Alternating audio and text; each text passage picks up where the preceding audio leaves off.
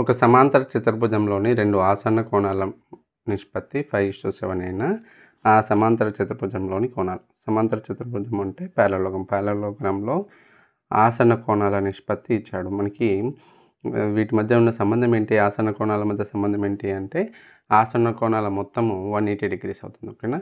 ఒకవేళ ఒక యాంగిల్ నేను 5x అయితే అనుకున్నట్లయితే ఇంకొక ఆసన్న కోణము 7x అయితే వీటి మొత్తం 5x + 7x = 180 degrees అవుతుంది.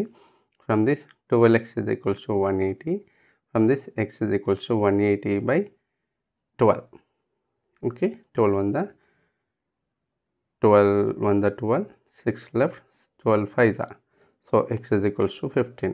అయితే మనకు కావాల్సిన యాంగిల్స్ అడుగుతున్నాడు కాబట్టి ఫస్ట్ యాంగిల్ 5x. 5x అంటే 5 × 15 దట్ ఈస్ 75. ఓకేనా? నెక్స్ట్ 7x ఇంకో ఆసన కోణం ఏంది? 7x అంటే మనకి 7 × 15 దట్ ఈస్ ఆఫ్ 105. ఓకేనా? వీటి కోణాలు అడుగుతున్నాడు కాబట్టి ఒక యాంగిల్ 75 degrees, ఇంకొక యాంగిల్ 105 degrees. ఇవి రెండు opposite angles of parallelogram equal. So ఇంకొక యాంగిల్ 75 degrees, మళ్ళీ ఇది కూడా 7x అంటే 105 degrees. అంటే ఇవే మనకు కావాల్సిన యాంగిల్స్.